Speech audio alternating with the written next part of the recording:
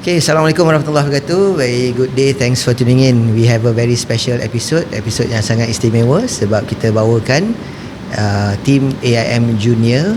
Ada 3 orang semuanya, satu persatu kita akan bawa dalam episod ni. Dan saya akan berbual-bual, mungkin bertanya beberapa soalan kepada setiap seorang. Dan untuk segmen pertama ni, kita ada, silakan boleh perkenalkan diri. Hello everyone, nama saya Nur Syafawani, boleh panggil Syafa. Okay, Syafa is one of the interns ataupun team AIM Junior. Mungkin Syafa boleh explain sikit background, education background, minat dan sebagainya. So, for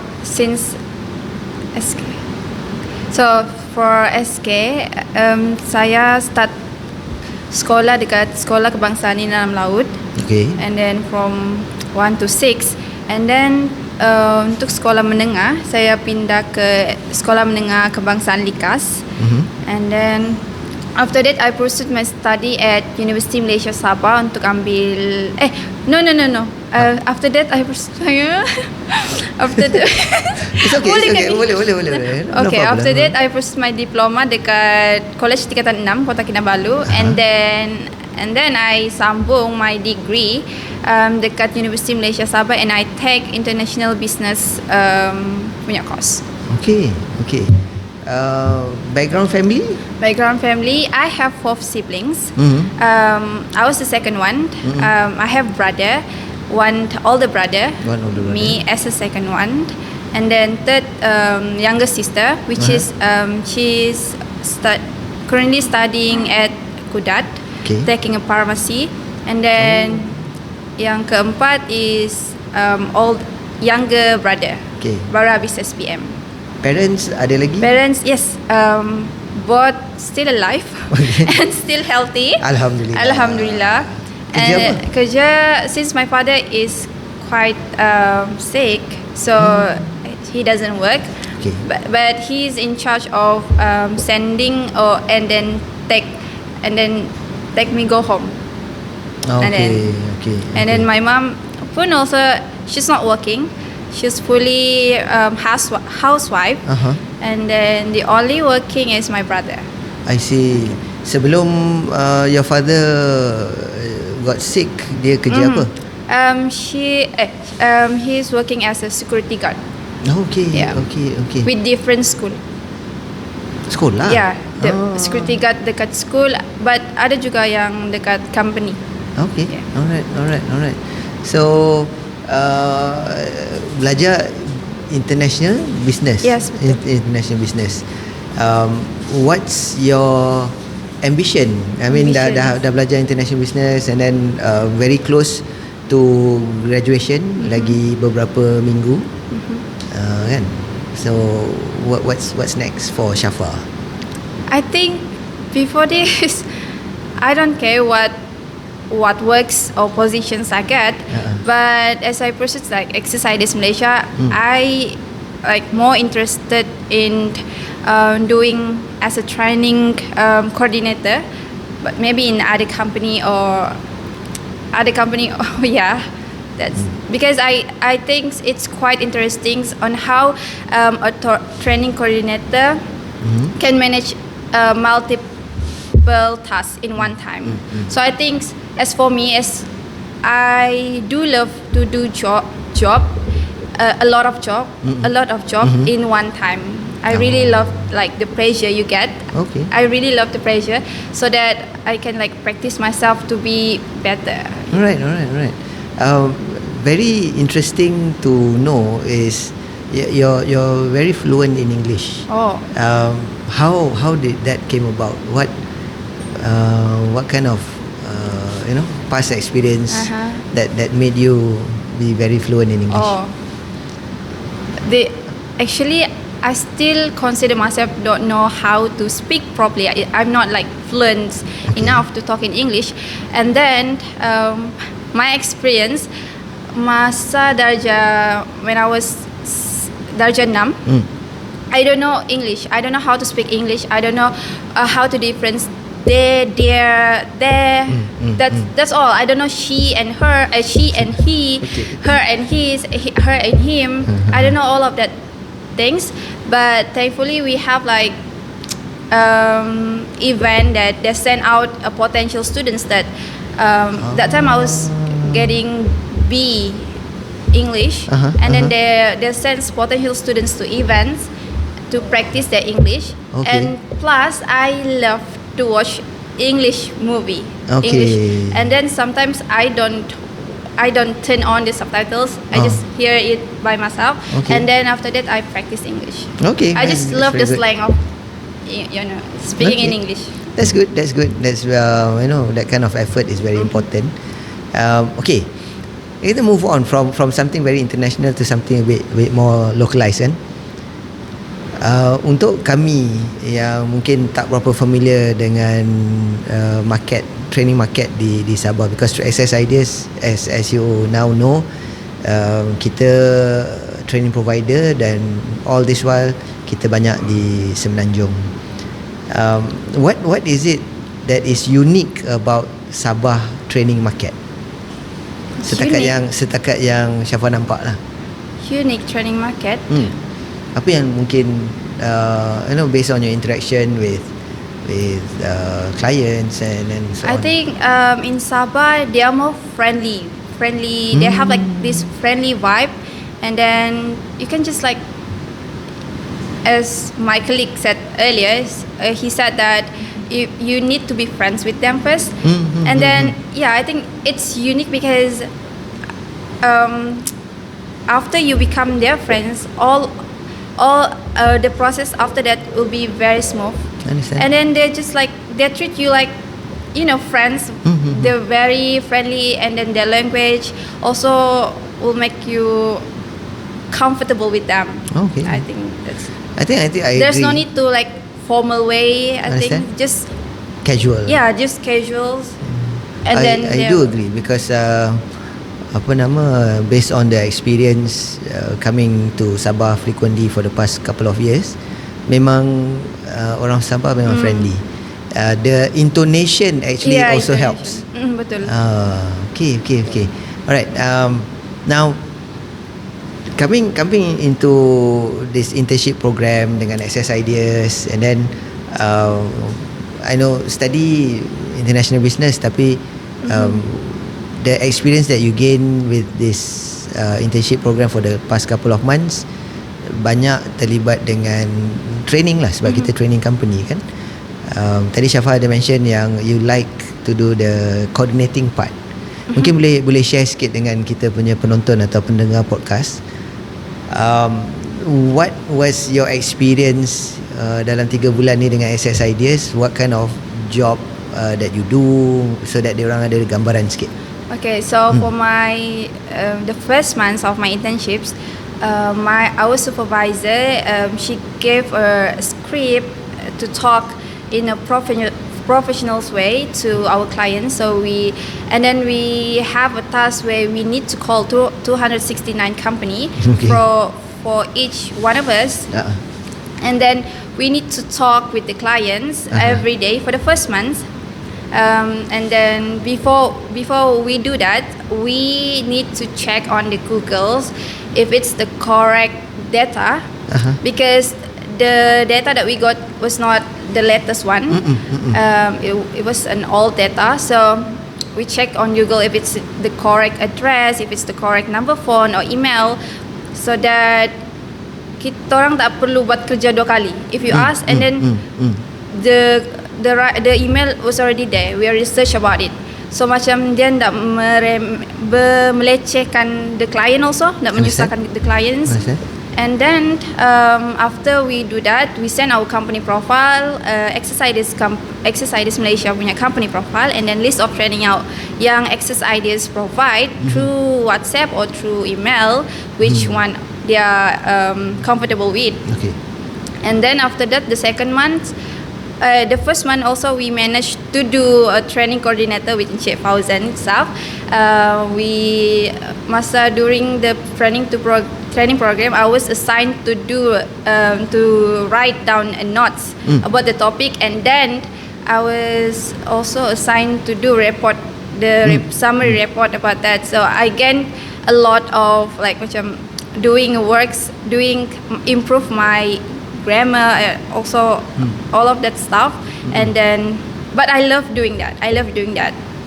And then for the second month, we need to do a follow up company. So once again, we do conducting telemarketing, which is we call them, but in a more comfortable way. We call them and ask them, did you did you check the email that we sent to you last month? And then we have upcoming seminar, and we told them about the upcoming seminar. And then I think that's all. But most of all, we do a cold call, and then we also managed to do a training coordinator, which is Encik Fauzan, Encik Rusdi. They asked us to come along, and then each one of us do report about that. And then I think that's good because not only you get macam kita datang tu bukan sampai situ je. We remember the topic after that because we wrote the report after that. And then the report memang hasil kita, and then kita boleh tengok bila-bila aja lah macam tu. Okay, very good.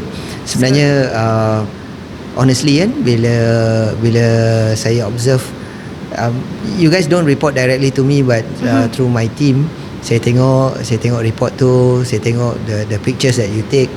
Saya boleh cakap dekat sini lah kepada para penonton kita dekat luar sana atau para pendengar, kalau anda nak cari training coordinator, ini adalah antara calon-calon yang baik untuk diambil. Kalau Access Ideas tak ambil lah, kalau Access Ideas ambil dulu dan tak ada lah kan. Ambil. But the idea is we try dalam program ni untuk berikan some exposure kepada training business.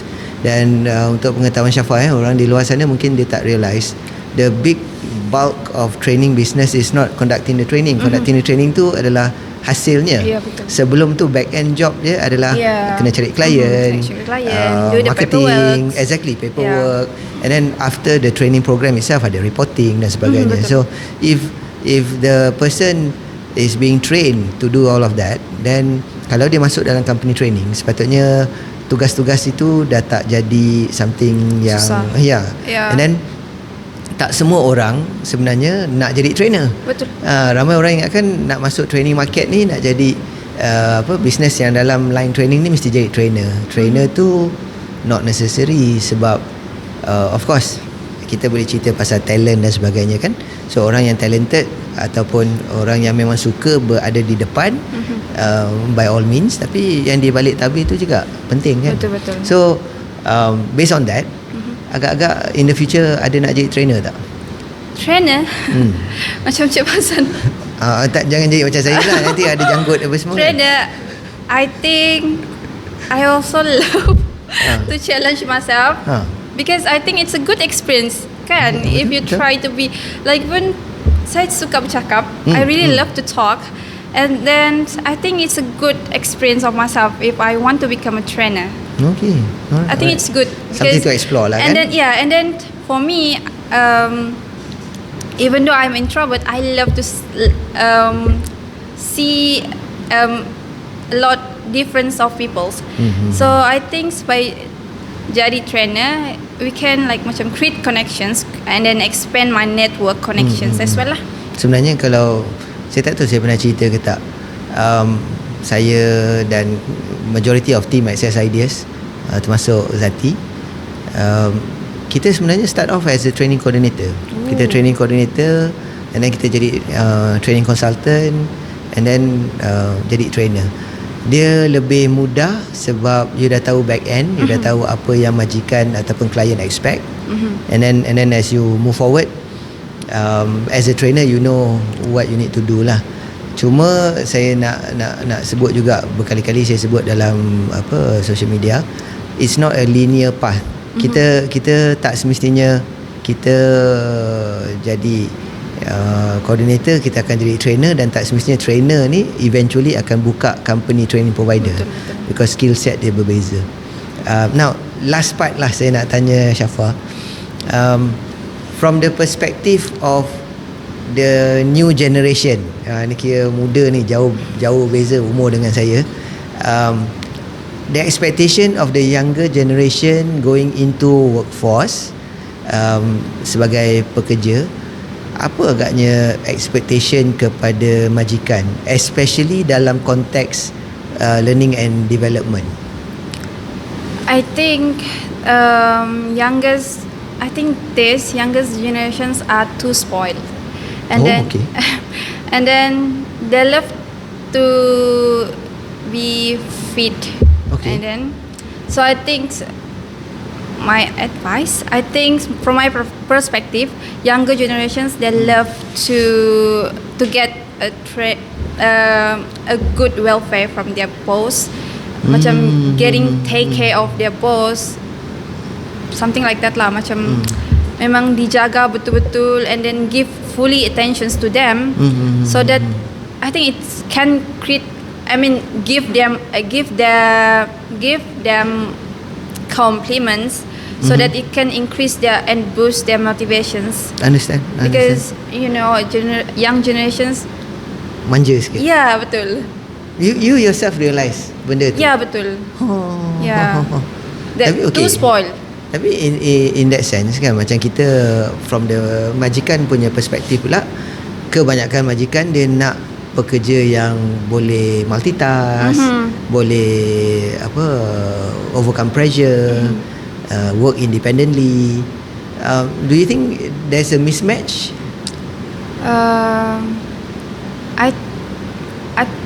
I think not every young generation yang too spoiled lah. Ada juga yang boleh manage to work under pressure, macam saya. Nah, yeah. Work under pressure, love to do work, love to do multiply work. So I think the boss need to really pay attentions, pay detail, walaupun sekecil mana pun, they need to keep they need to pay attentions to their future employer if they want to hire, and then they don't want to their employees to be like too spoiled.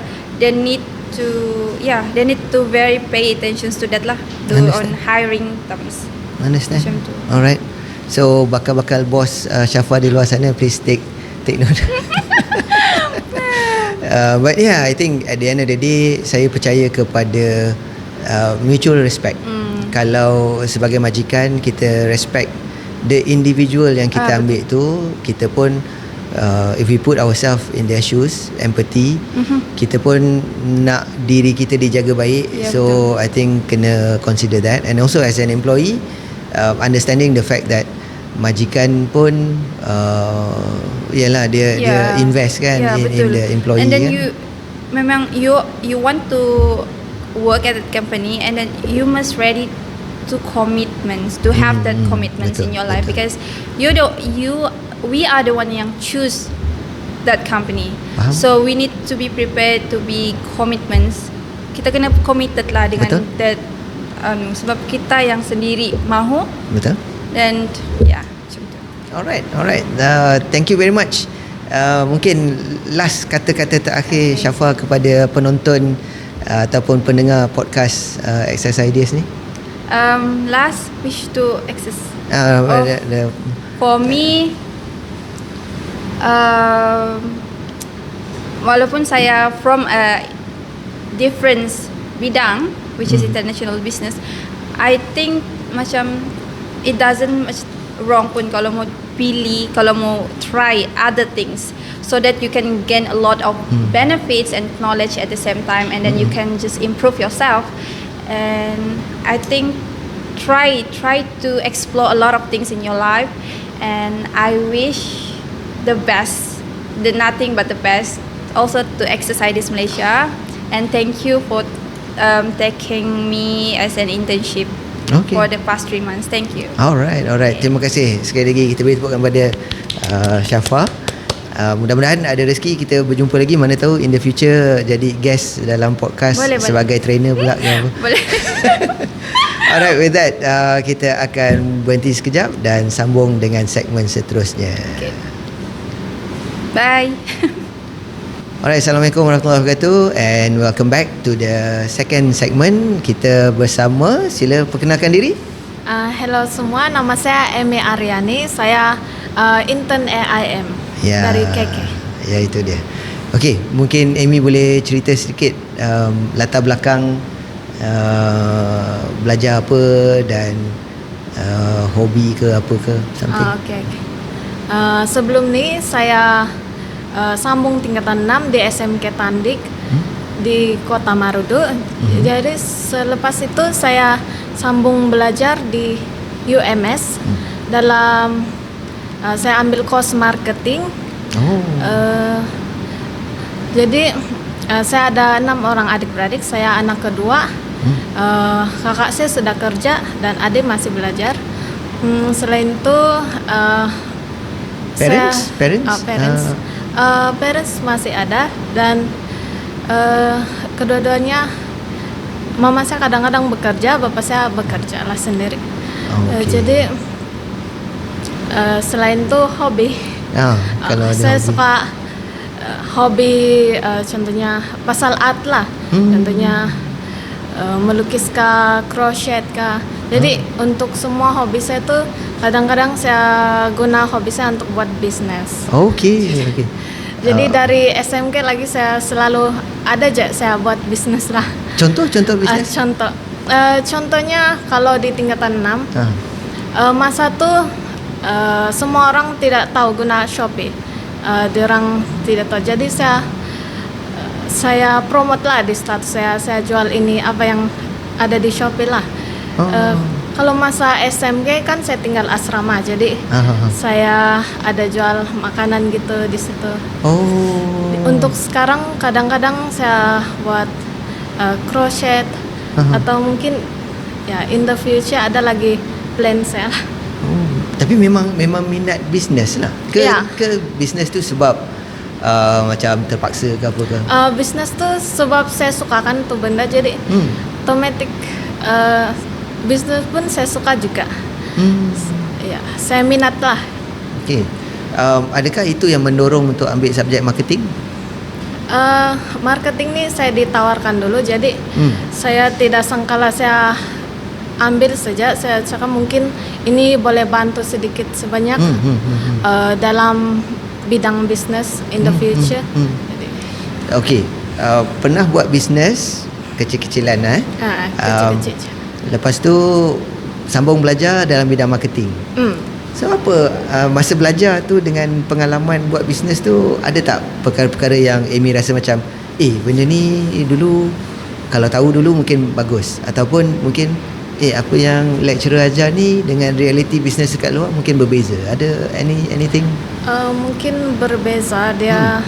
Macam dulu saya fokus kepada profit je. Saya macam yang penting dapat untung lah. Terus mungkin kadang-kadang saya punya profit tuh harga yang saya tawarkan tidak ngam. Jadi semenjak saya belajar sini banyak saya belajar. Tentunya saya paham lah apa customer perlu. Jadi saya mesti tahu apa types of produk yang ngam untuk saya jual di sini. Selain itu harga yang berpatutan dan innovation dalam bisnis. Okey. Alright. Dalam marketing kan biasanya orang bercerita tentang 4P kan. Dan sometimes ada orang cerita 7Ps kan. And then yelah, one big part of that is you punya target market, betul tak? Ya, betul. So dari segi target market, kalau kita sebut tentang target market di Sabah, dia punya preference dia produk atau barang-barang macam mana? Apa yang dia suka? Preference contohnya apa contoh servis kah, produk? Produk dulu. Preference yang penting boleh guna. Kalau saya rasa di Sabah nih kebanyakan orang dia mau apa yang dia boleh guna, quality kurang sedikit. Menurut apa yang saya nampak lah dari sesetengah orang, dia tidak berapa tengok quality. Yang penting Boleh dia guna. dapat guna. Oh, okay. Tapi sometimes ada orang yang pentingkan quality juga. Faham. Okay, kalau kita berubah ke konteks training sebagai servis, sebab 3 bulan ni intern di Access Ideas, dan Access Ideas adalah training provider. Kita provide servis latihan. Dan one of the biggest task yang Amy kena buat adalah memasarkan program latihan tu lah, telemarketing dan sebagainya. So berbalik kepada preference orang Sabah terhadap servis pula, macam mana? Kalau servis, kalau untuk itu dia quality itu penting lah dia, dan kepercayaan terhadap servis itu. Jadi kalau produk dia macam kurang sedikit lah, dia tengok contohnya apa, yang simple produk dia tidak berapa, yang penting dapat guna. Tapi kalau untuk services mungkin berlainan, dia penting quality, dan adakah dia ini servis boleh dipercayai atau tidak. Okey, dekat situ saya nak tanya mungkin soalan sensitif sikit lah kan. Okey, boleh. Bila servis, adakah orang di Sabah dia prefer service provider lokal juga? Maksudnya yalah, sebab kita Semenanjung dengan Sabah Sarawak kan dari segi jarak tu jauh, dan juga mungkin dari segi budaya pun ada different sikit. Adakah dia prefer macam trainer kan, dia prefer local trainer ke local training provider ke, ada tak? Saya rasa dia ikut company. Saya rasa ada orang yang ada company yang dia prefer local, dan selain daripada tempat, diorang prefer tempat yang dekat, diorang prefer language, diorang macam selesa berkomunikasi lah. Tapi ada company yang suka juga yang jauh, supaya lebih banyak dia punya lebih banyak pendedahan lah terhadap training luar selain daripada lokal. Oh, okey. So berdasarkan pengalaman buat telemarketing kan, ada tak yang berikan feedback yang buat Amy rasa macam terkejut atau tak pernah terfikir pula? Mungkin Saya boleh share rasa pengalaman sikit lah. mungkin yang terkejut itu tidak, tapi yang sedia ada yang mungkin sudah saya expect akan terjadi ada. Contohnya dia memang tidak berminat lah untuk training tuh. Asal cakap training, company dia memang tidak mau. Ya, tidak. Itu kedua-dua lah, HR dan bos. Dan ada company dia ada investment di HR di Coop. Dia invest tapi dia tidak buat training, dan di sana dia ada HR gitu. Walaupun dia ada investment tapi tidak ada HR, jadi itu susah lah dia orang untuk buat training atau join mana-mana training, sebab dia orang kurang paham untuk semua itu. Faham. Okey. Dari segi yalah, Sabah kan besar kan. Yang Amy call daripada berapa ratus nombor tu, dia taburan penduduk dari segi syarikat tu macam mana dekat mana yang banyak syarikat apa, dan maybe boleh cerita sikit. Saya rasa kebanyakan syarikat ada di Kota Kinabalu specifically. Yang lain tuh mungkin ada juga di contohnya di Tawau, Sandakan ataupun Kota Marudu. Tapi mungkin itu company-company yang kecil, dan memang orang kurang awareness untuk buat training. Jadi specifically di Kota Kinabalu lah yang paling banyak. So kalau nak kata dari segi fokus memang di KK lah. Iya. Okay. Tadi sebut tentang awareness, kurang awareness di situ kan. Apa agaknya dari segi yalah, sebab background pun marketing kan. Memang marketing pun one of the major part is to create the awareness on the product and service kan. So apa yang boleh dilakukan di Sabah, not just by Access Ideas lah, siapa yang menonton juga, apa yang kita boleh lakukan untuk tingkatkan awareness tentang training tu agaknya? Yang first, mungkin yang paling penting melalui social media yang biasa orang gunakan. Instagram dan yang biasa-biasa orang guna lah. Jadi kalau di sini connection pun oke juga. Connection pun penting juga kabel gitu. Dia macam Kabel. awareness untuk kami ini ada buat training gini. Itu salah satu introduction lah untuk siapa kita gitu. Antara permulaan lah. Selain itu join event-event di KK gitu. Contoh event? Contohnya macam tu hari seminar HR di COP kan. Itu pun salah satu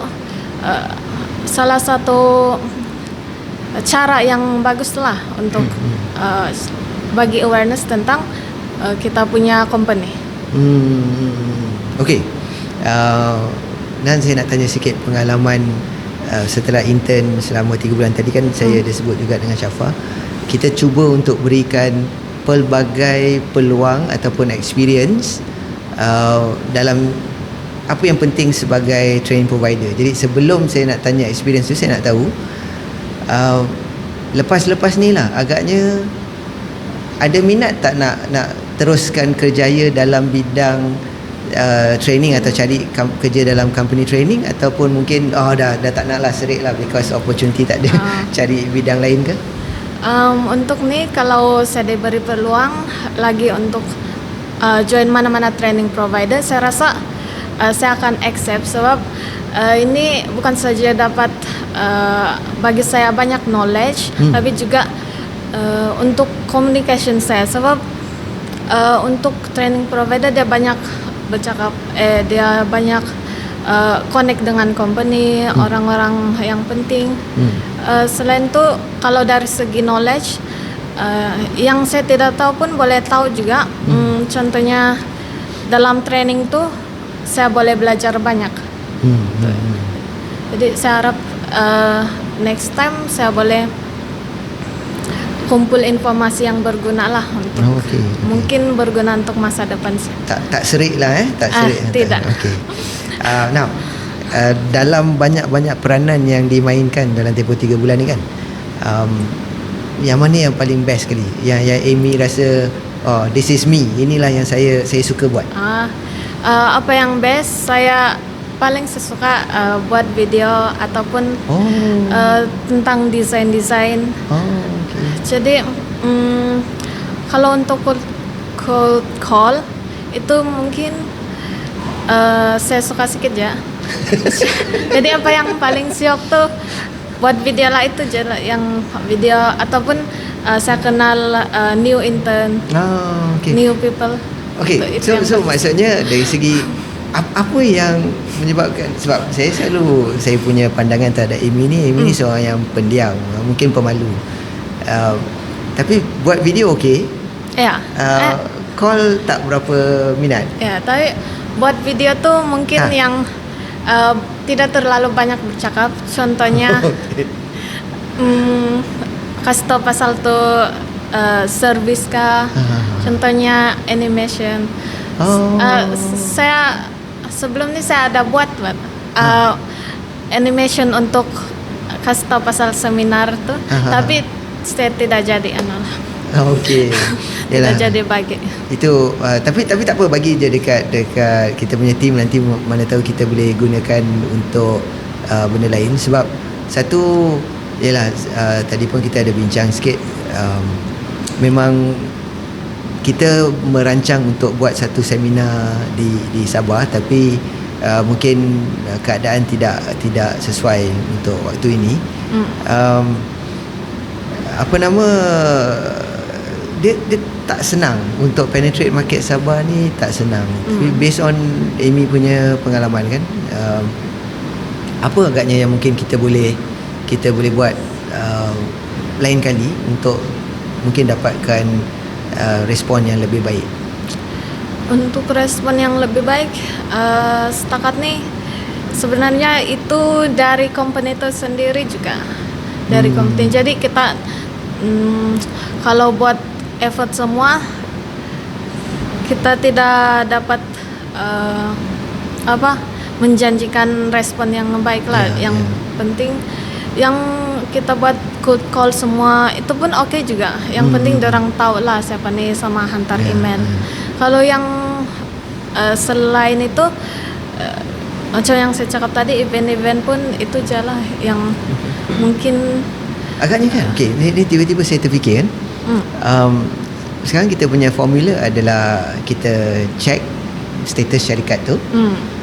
Masih ada ke, masih dah bertukar ke dan sebagainya. Lepas tu kita follow up bulan kedua. Andai kata kita ada peluang dan kita ada resources, kita ada sumber untuk contohnya bawa Amy pergi berjumpa dengan majikan-majikan secara face to face. Agaknya adakah itu akan membantu selain daripada telefon dan email? Ya, itu pun membantu tuh. Itu dapat meningkatkan kepercayaan mereka terhadap company ini. Itu orang akan tahu macam mana kita handle nih, ataupun macam mana kita buat tuh training. Jadi itu pun dapat menarik minat orang juga. Kalau katakanlah kalau kita buat tu, Amy nak ke keluar jumpa klien? Kalau itu boleh dibelajar. Jadi saya akan paksa diri saya untuk buat itu. Okey. Dan sebab apa, zaman saya dulu, saya pun dulu koordinator juga. Perkara yang paling saya tak suka buat adalah call. Kami dulu disetkan target satu hari 20 call.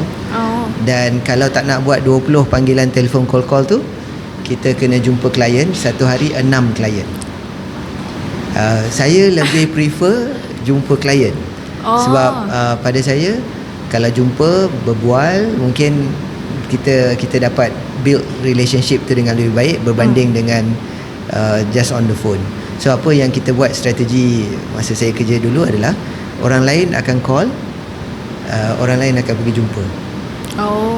Sebab kita nak pastikan orang yang minat telefon akan telefon, orang yang minat berjumpa orang dia akan jumpa orang.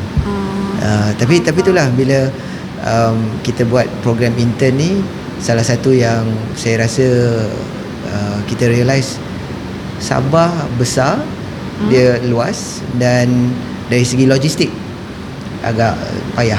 Tapi kalau kita zoom in kepada KK, mungkin ada harapan lah. Cuma faktor masa kan, 3 bulan tu mungkin perlu diberikan tempoh yang lebih panjang, dan mungkin ada harapan lah. Ya, betul. Okey, mungkin bahagian akhir, kata-kata last daripada Amy, mungkin harapan in the future ke, atau nak pitch kepada penonton untuk ambil bekerja ke, mungkin nak suruh HRD Corp ambil bekerja. Okey, silakan. Harapan saya untuk masa depan, saya harap harapan untuk apa, komunikasi diri saya, diri sendiri, company. Saya harap in the future saya dapat lebih berkomunikasi dengan lebih baik, dan dapat banyak skill and knowledge. And then saya harap in the future AI ini akan jadi lebih besar, dan akan dapat buka banyak branch selain daripada Putrajaya, tapi di sekitarnya juga lebih besar gitu. So kalau buka branch di Sabah, nak apply kerja ke? Oke, Syah. Sorry. Baik. Oke, Syah. Okey, Syah tu maksudnya? On. Okey. Selalu saya dengar boleh bah kan. Okey, Syah. Itu another words. Okey, Syah. Ya. Okey, kita kena belajar. Okey, Syah. So on Syah, maksudnya on. Baik. On. Terima kasih. Saya banyak belajar juga daripada intern-intern ni. Kadang-kadang kita communicate dekat dalam WhatsApp, dan kita punya weekly meeting tu kan. Saya, walaupun saya tak berbual secara langsung, saya tengok this three of them, nanti kejap lagi ada seorang lagi. They are very talented, very good potential, good character. Kalau tak dijodohkan dengan Access Ideas in the future, saya rasa majikan akan sangat-sangat berbaloi dan would be bertuah lah kalau dapat hire dia orang ni. So yeah, terima kasih kerana sudi meluangkan masa dengan Access Ideas. We're happy to have you, and insyaAllah ada rezeki kita berjumpa lagi di masa akan datang. Jadi kita akan break sekejap dan kita akan jumpa dengan seorang lagi intern kita, satu-satunya bunga di kalangan duri. Okey, kita jumpa sebentar lagi. Thank you. Bye-bye. Okay, Assalamualaikum warahmatullahi wabarakatuh. Waalaikumsalam. Waalaikumsalam. So kita kembali kepada segmen yang last kali dan kita ada, silakan. Muhammad Sharifuddin. Muhammad Sharifuddin. Okay, maybe boleh cerita sikit Din, kita panggil dia Din. Din punya background sebelum join program intern dengan Access Ideas. Okay.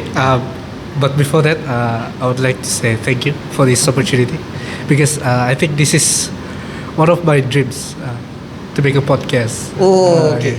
It's kind of like achievement unlock. Kalau macam tu kan, saya nak bagi Din dengar sound, sebab biasa kalau ladies takut nanti tudung terganggu dan sebagainya kan. Okay. Sini belah kiri kabel belah kiri. Okay. So this is the voice, this is the sound that you're going to hear. Macam sedap kan? Sebenarnya lain bila kita pakai dan kita bercakap, kita akan dapat dengar betul-betul suara kan? Ya. Boleh teruskan pakai. boleh terus pakai. Tak apa pakai. Okay. Alright, nak bagi pengalaman sikit. Alright. Mungkin Din boleh cerita background sikit. Okay, so my name is Muhammad Sharifuddin Sabdin. I'm from Tuaran, Sabah, and then I have three brothers, and I am the oldest. I'm the oldest one, and then all of them are male. So it's like three males lah.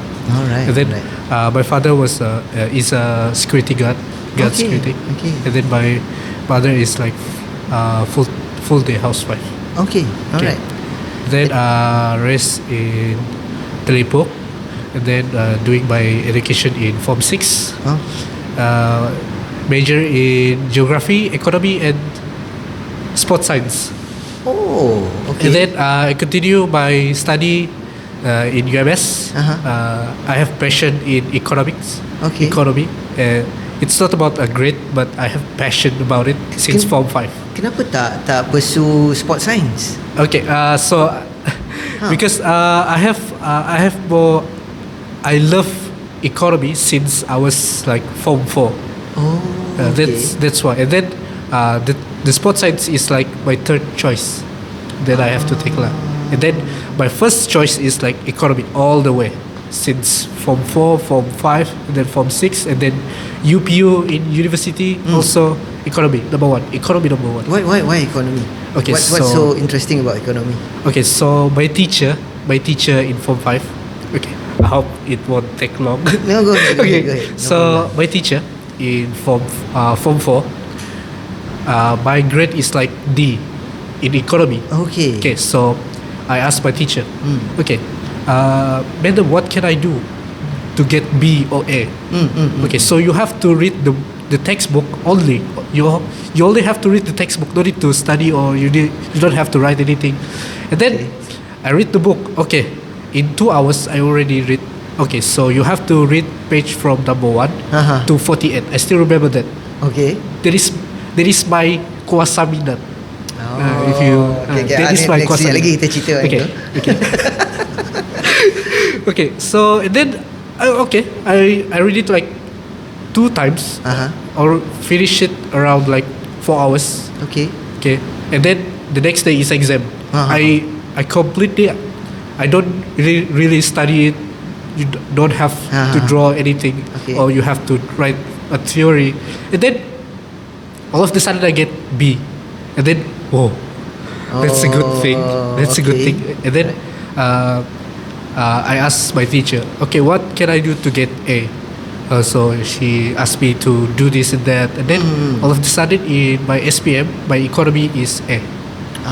So that's, and then my love of economy is like it was there since the beginning. So basically, what you're saying is you were not so good in one subject. Yeah. but you manage to see your progress. Yes. So bila nampak progress tu membuatkan lebih bersemangat dan lebih motivated untuk do better and so on so forth. Yes, because the instruction was crystal clear. There's nothing. It's just like all you have to do is just read the book, read the textbook, and then I read the textbook just like what she said, and then the progress is there. So I know it's economy. Economy subject is a complex subject, but the instruction make me understand the whole thing. You follow the instruction and then okay, interesting. Alright. So now dekat situ ada satu point yang agak interesting sebab bila Access Ideas buat program internship ni, kita di Putrajaya, you guys dekat sini jauh kan, dan kita memang tak adalah bagi instruction one by one buat apa kan. So was it a struggle? Okay, as I progress to this day, and then I like to explore things. Okay. So exploration is my type of thing, especially when there is no instruction or whatsoever. So you can do outside the box, and then you can do this and that without having a full instruction about it. Okay. I think that's so. Alright. So okay lah, boleh lah juga. I mean, taklah semestinya you have to have instruction to do work. Yeah. It's, I think the freedom to do something give me the idea what to do, what you don't want to do, and then where you want to call, what you want to call, who you want to answer. I think that's a good basic of exploration. Okay. Yeah. Alright. Satu juga soalan, because again your English is very fluent. So English pick up dari mana? Okay, so apa cerita dia? Cerita.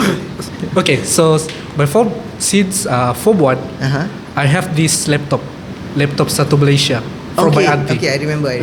So I have this laptop, and then I explore all the things in the laptop. Not just that, and then I used to play a lot of video games, hundreds, if not thousands, and then I'm not focusing on multiplayer games or competitive games. I like the storytelling games where you can have the moral value is there, and then the English is there. RPG RPG, role-playing games, and then all types of games that helps me throughout this conversation, help me to convince myself how to use these words, and then for me it's just like in my head it's just like in my brain, the conversation that I have made with you or with anyone else is just a copy paste from the video game itself. It's something like that. And then I learned a lot. Learn a lot, and then I learned the quotes, the favorite quotes. I have the favorite quotes. Okay. What's your favorite quotes? I play this game, Sekiro. It's a Japanese game, and then he said to me, Sekiro, me as a Sekiro, right? Sekiro, hesitation is defeat. You hesitate, you lose. It's kind of like a good thing. Okay, understand. Play thousands. Alright. So besides game ni, okay, you mentioned just now dah habis baca buku tu. Okay, mungkin boleh cerita sikit dekat kita punya penonton dan pendengar kita, buku apa yang awak baru habis baca tu, dan apa moral of the Okay, saya ada baca buku yang diberikan daripada Encik Fauzan, Kiyomi no Chikara. Buku lama tu. Saya tulis buku tu tahun 2011. 2011. Saya baca sebab I like to do other things instead of calling people. And then I read the book. It's like, what is this book all about? I know Chikara is power, and then I don't understand about Kiyomi no Chikara. And then I realized that the whole story about the book. Is this a review? Okay.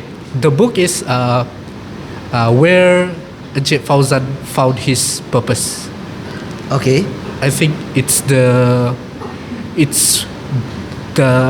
think the book answer why in your life. The big question of why in your life, and then you found it on that book. I know it's a long book. it's a long time, right? It's a long time ago. So I think you found your purpose after you read the book or after that event. Gen Z call it canon event. Oh, okay. Canon event means something that you cannot avoid, something that changed your whole entire life. Okay. I think that's the core of your memory, and then the way you develop your understanding about your future, what you want to do in life. I think that is where people should understand and should read the book. And then it's not about age actually. What age you found your purpose, the true purpose? Just to give a little bit of the book is not 100% my life story. It's actually a compilation of things that I went through, incidences, and then saya buat dia jadi satu penceritaan yang lebih coherent lah, lebih proper. Nama-nama saya gunakan nama-nama orang-orang yang sekitar saya. Sebenarnya nama-nama watak dalam tu macam Encik Shah. It's actually inspired by my previous boss. Nama previous boss. Nama saya shout out kepada Cik Noh Shah. So adalah nama-nama tertentu, nama Japanese tu is all from people that I have encountered, tapi saya create dia punya karakter lah. So bila I put together the book, dia bukanlah, kalau dalam buku tu perjalanan satu hari kan. It's not really a one day punya incident lah. It's a few years of experiences put together.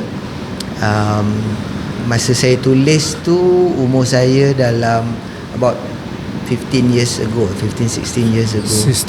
About 29. Umur saya 29. Sebab somebody told me, kalau you nak explore in life, you explore tukar-tukar kerja ke apa, last sekali 29. Bila you dah overcome ataupun dah exceed 29 years old, kalau you masih mencari dan explore, nanti you takkan jumpa you punya niche. Yes. Jadi nak buat apa-apa, nak eksperimen before that age. Yeah, I've heard that before from Robert Greene, the writer of 48 Laws of Power. He said it's okay if you're healthy in your mid-20, you can explore as much as you want, but there's some lead towards that. It's not about chemistry and then you want to jump off the building and then you want to sky off the, but make sure in the mid-20s you explore a lot of things, and then you understand what do you want, what do you truly want, and then you already know the idea of what kind of problems that you want to solve. Exactly. Instead of finding the perfect jobs for you. Betul. I understand it. And then they asked about the 29. The 29 is the last year for you to explore, and then 30 is the year for you to decide what do you want, and then you already explore. Then you already understand what do you can handle and what you can't handle. Tapi dia ada satu syarat tau, Din. Dia ada satu syarat yang ramai orang tak cerita. Because kita dekat Malaysia, kita ada tendensi untuk berumah tangga awal, pada umur yang awal. You got to be careful. Sebab apa macam Mat Saleh, dia finding a partner, having a family, dia selalu lambat sikit. So because of that, be mindful, because your exploration and your experimentation ni should consider what is your family punya ni condition. Let's say for example, pada waktu tu umur saya 29-30, saya baru ada baby. Jadi if you're going to experiment and explore, there's jadi consequences. Yes, and there's a risk, because that is the time where you need to earn an income, stable income, so that you can ensure that your family can. There's a limitation. Exactly. So be mindful of that. Sebab bila kita baca buku, saya selalu cerita benda ni. If you read books, or you watch videos, or you hear concepts from other parts of the world, you must also consider their culture. Contoh macam Japanese. Japanese, you got to understand Japanese ni orang yang homogeneous punya nation. Dia satu bangsa. Dia tak ada mix macam kita Malaysia. So because of that, language dia, cara hidup dia, budaya hidup dia well accepted across the board. Satu negara boleh accept. Tapi bila kita ada Melayu, Cina, India, Kadazan, Bidayuh semua campur kan. So bila ada banyak-banyak ni, kita ada culture yang berbeza. So culture yang berbeza, my way of doing things and your way of doing things may not match. So you tak boleh impose atau bulldoze your idea to people. So kena faham. Kalau Mat Saleh pula, Mat Saleh dia akan tengok dari segi kita semua equal, very important, apa kan they call it human rights and whatnot. Tapi itu sebab budaya dia dia tak ada religion is not main, culture is not main. So modernization is important. So you kena baca. Bila you baca buku tu, you have to learn to read between the lines and fahamkan tu. Kalau tak, nanti kita akan salah apply konsep. Bila kita salah apply konsep, bahaya tau. Boleh. So to share pula, tiba-tiba saya pula banyak cakap kan. Tapi okay Din, what's next for you? Yang lain tadi the two ladies, dia dah cerita dia punya aspiration moving forward kan. Awak pula dah tengok bidang training dan dah nampak a little bit of experience through our program. What training is all about. What's next for you? Okay, so I found out that calling 300 people is quite tough for me. yeah, it's true because I have this energy. I get energy with people. I don't. It's quite contra with introvert people. They don't want to talk with people around. And then for me, it's like the communication, the human emotion that I have to chase, my main priority. So yes, in training for this training purpose, I think the best way for you or for any company to get my full potential is to put me as a event manager, or understand anything that includes human interaction physically. Okay. Or you have to do something extra for example, like you want to go there, then you want to go this. I can carry things there. If you want me to start talking with people, I can do that. So it's kind of like my food. It's kind of like my type of thing. Okay. So you like moving around? Yeah, I do. Event hari kejadian tu awak suka lah? Yeah. I like that extrovert type of thing. Sayang tak ada rezeki untuk kita tengok Din beraksi menguruskan seminar. Tapi Din, I wish you all the best. Sama juga dengan ketiga-tiga. Ni seorang lagi yang ada banyak potential, very intelligent person. Kalau tanya saya, dia very intelligent. So future boss kena watch out for Din. Sebab kalau you tak pandai jaga dia, atau you tak pandai gunakan dia punya potential, bergerak ke depan, nanti you akan rugi dan dia akan burn out. Betul tak? Okay, so last Din, pengalaman podcast macam mana? Kata seronok nak buat podcast. Okay, so this is one of my biggest dream juga. Because number one is I like to talk about human emotion. I like to talk about that quite a lot, because I try to figure out about human emotion, because there's no pattern in human emotion. Setuju. And then I try to, the way I talk to people, the way they see me as a person, the way they want to talk with me, I think it's such a pleasure for me, because there's no repetitiveness, there's no pattern. As long as you keep talking to people, and then they're showing their background, and then they're telling what their eyes can do, their psychology, mental state, and then I really like that a lot. And then I like to talk about things that we cannot reach. Okay, for example, like where you want to go? You already went to Japan, right? And then what's next? What's next? Okay. In terms of place, saya teringin sangat nak pergi Paris. Oh, Paris. Okay. France. Okay. What about things that you cannot reach? Things that I cannot reach. Have you ever put a thought about that? Things I cannot reach. Okay, for example, like the moon. Apa dia? The moon, bulan. Oh, Have okay. you ever Okay. put a thought to reach that type of?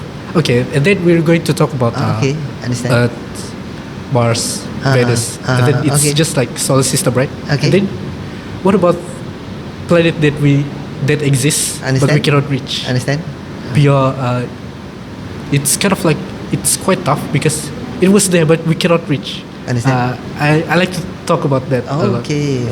in my podcast, but this is not my podcast, so I don't think it's. But the experience is so good. This Okay, is like alright. I don't expect I have this kind of achievement in this 23 years old. Actually, then kalau nak explore podcast, one thing I must say, it has been a bit more easy now because the technology has become affordable. Dan kalau kita tengok setup yang saya buat ni, saya pakai, untuk pengetahuan mungkin penonton kita tak perasan, saya pakai phone saya je. Phone saya bukan canggih pun, cuma kita ada satu monitor untuk kita tengok from the phone. Lepas tu yang penting kalau you nak set up podcast is the mic dan juga yang ni. Ni penting. Tapi ni saya beli yang paling murah yang ada di pasaran. Dia basic sebab saya nak gunakan dia untuk dia lasak, so you boleh bawa keluar. Tapi kalau you nak something yang stationary, maksudnya you ada satu bilik, you nak set up you punya studio dan sebagainya, you ada tempat yang fix, then you can opt for something harga lebih kurang sama tapi dia sensitif sikit. Itu untuk you station. Tapi kalau you nak bawa jalan-jalan, yang ini yang paling simple. Dia ada satu lagi canggih sikit. Tunggu dalam beberapa bulan nanti harga dia akan drop, so you boleh explore. Yang ini boleh pergi 4 mikrofon. Kalau you nampak sini, I can control. Dia analog sikit. The newer version you ada 4 ni dan juga boleh masuk 4 headphone. So you can, if you have the money and you have 4 people, you boleh, everybody ada dia punya own headphone. Sebab bila you pakai, you dengar suara lain kan. It's so crispy. Sedap kan. Tiba-tiba rasa macam suara ni sedap. Okay, alright. Sekali lagi Din, thank you very much for being together with Access Ideas. Dalam tempoh 3 bulan ni, I hope whatever little experience yang kita boleh bagi tu would benefit you in the future. Dan insyaAllah saya doakan, sama juga kepada ketiga-tiga pun saya doakan masa depan yang cerah. Ingat wajah ni, kalau tiba-tiba di masa depan nanti dia jadi somebody yang big, you all tahulah. Kita nak hashtag dan claim lah, kata Access Idea. Subscribe to my YouTube channel. Mantap. Okay, with that kita akan break sekejap dan kita akan panggil ketiga-tiganya untuk sit very quickly, one round table. Stay tuned. Okay. Alright, so di penghujung segmen ini kita ada ketiga-tiga team AIM Junior. Dan ini adalah team AIM Junior first batch lah. Mudah-mudahan ada rezeki, ada batch-batch yang lain. So sebagai penutup kepada podcast ringkas kita bersama team AIM Junior, mungkin ada sepatah dua kata daripada ketiga-tiganya. Sepatah dua kata, bukan 4 kata. Silakan. Din Dulu dari sini sana. Apa soalan dia tadi? sepatah dua kata. Untuk exercise. Ya. Kekalkan kerjasama anda. Okay, kalau saya, I think exercises Malaysia, they have a very great value. So I think exercises should keep that value, should keep that quality, so that macam ramai lagi audience boleh trust this company. And then was good. This company was very good. Dah bagi stressful. And then I really hope this company will be more well known. Bukan saja di Putrajaya, but then di Sabah juga, dan other states also. Okay, alright. Thank you, Syafa. Okay. Apa tadi? Apa yang dia cakap tadi apa? Okay, Syah. Okay, Syah. Okay, Syah. Okay, Syah. Kalau saya first of all mau kasih tau thank you selalu ambil kami sebagai intern di sini. Kami sangat sepanjang 3 months ini kami sangat enjoy bekerja di sini dan banyak yang kami dapat. Jadi saya harap in the future IIM akan terus berkembang maju dan fighting. Okay. Alright, thank you. Kita berikan satu pesanan kepada para penonton dan juga para pendengar. Apa dia? Like, share, subscribe macam mana? Boleh. 1, 2, 3. Like. Macam ni lah. Okay. So, don't forget to like. Macam mana? Gini lah. Don't forget to okay. like, Don't forget to like, share and subscribe. Okay. To our channel lah. Okay, our channel. Alright. Kita try 1, 2, 3. Don't forget to Like, share And subscribe to our channel. Okay. Thank you very much. Sekali lagi, kita appreciate team AIM Junior. Terima kasih banyak-banyak. 3 bulan yang cukup bermakna untuk kami. Kita pun banyak juga belajar dari segi budaya lokal, dari segi cara nak manage team dari remote, dari jauh. So terima kasih. Sama-sama. Thank you untuk Cik Fauzan dan Thank you all of untuk the semua. teams of exercises. Thank you. Apa tadi lagi sekali apa? Okay, Syah. Okay, Syah. Oh, itu kah? Okay, so sekali lagi terima kasih kerana sudi menonton. Take care, stay safe dan okay, Syah. Okay, Syah. bye bye. Gas. Bye. Thank you.